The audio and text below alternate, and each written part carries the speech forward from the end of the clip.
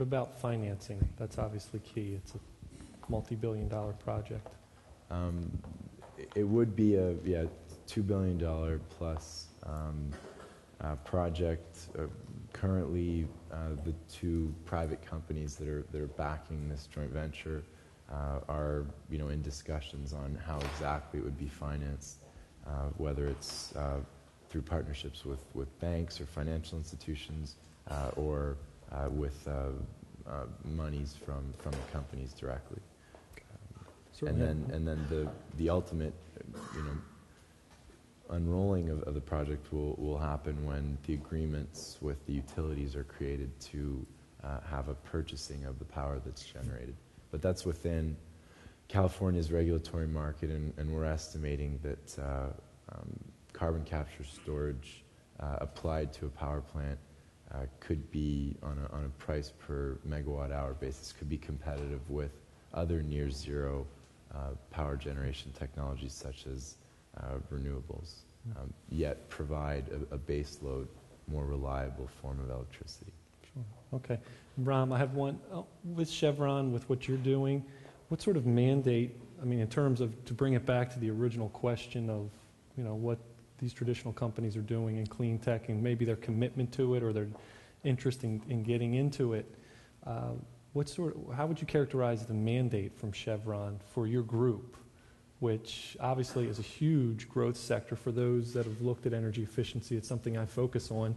The end market's pretty much limitless globally. There really is no limit to it. We don't split the revenues and profitability of our group separately from the corporation, but in terms of a mandate, we have been given a strong direction to basically triple the size of our division within the next 5 years. And just in the last 2 years, I think we brought about 100 people on board. So we're growing quite a bit. And I think the key is where to focus in on, because there's so much opportunity broadly in the clean tech and renewable energy space. The decision is how do we achieve that growth profitably within that sector. So to some extent we have been experimenting with different technologies, with different approaches to the market.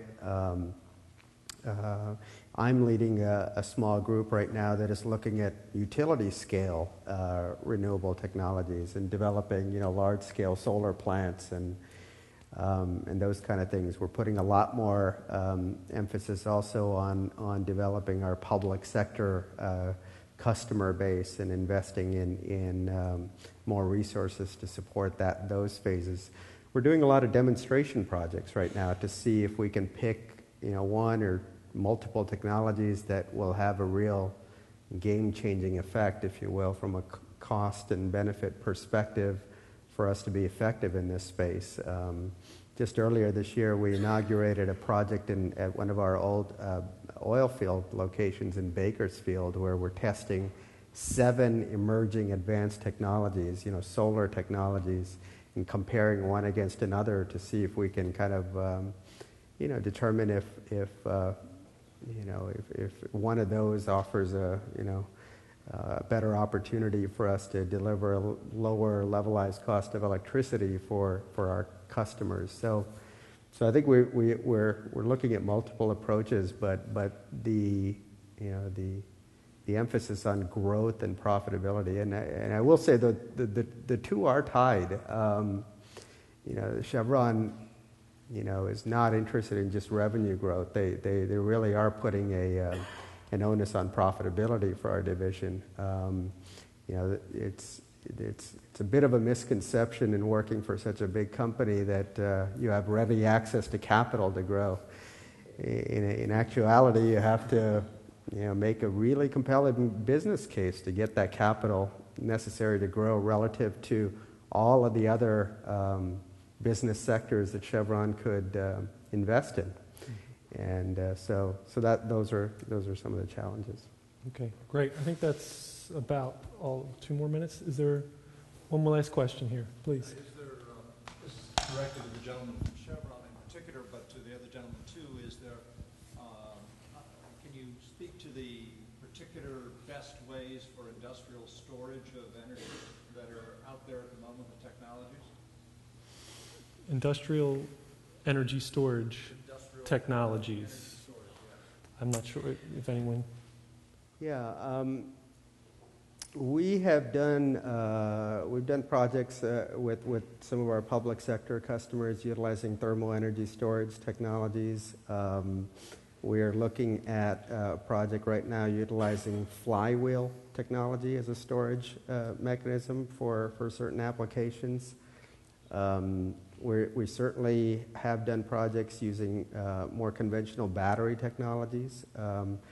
So I'm not sure we have necessarily picked a winner.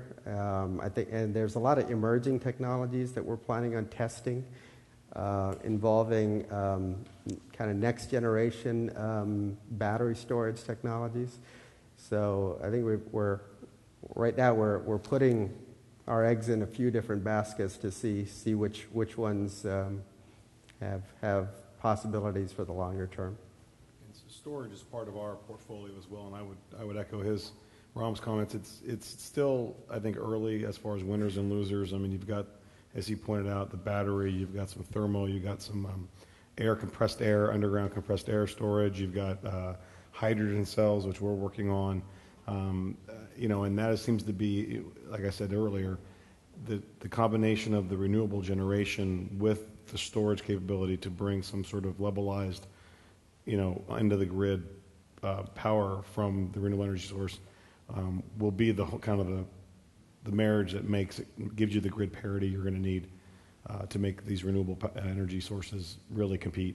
To get to those levels of the 10, 15, 20% of our power output that we're looking for. I mean, these numbers people are throwing around right now are largely political numbers that look good. They're not necessarily realistic numbers. I mean, the fuel's out there, the sun shines, the wind blows, and we can do these things. But we have transmission issues, we have grid issues, we've got storage issues.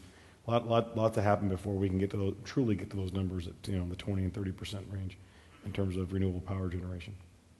Maybe just to jump in, and I think we kind of see our project as a bridge during this transition phase where you can create base load renewable electricity. So utilities are saying, and echoing I think what was just said, is that it's not in the near future to have 250 to 500 megawatt battery. It's just something that's way beyond anything that even demonstration projects are even trying to test, or any form of storage. So the idea is, what can we do to decarbonize the foundation base load of the grid today, and carbon capture storage on fossil fuel power plants is a bridge solution, while renewables are able to essentially find a solution to the biggest challenge, which is how to make them work 100% of the time as opposed to 30% of the time, which is their average working capacity today.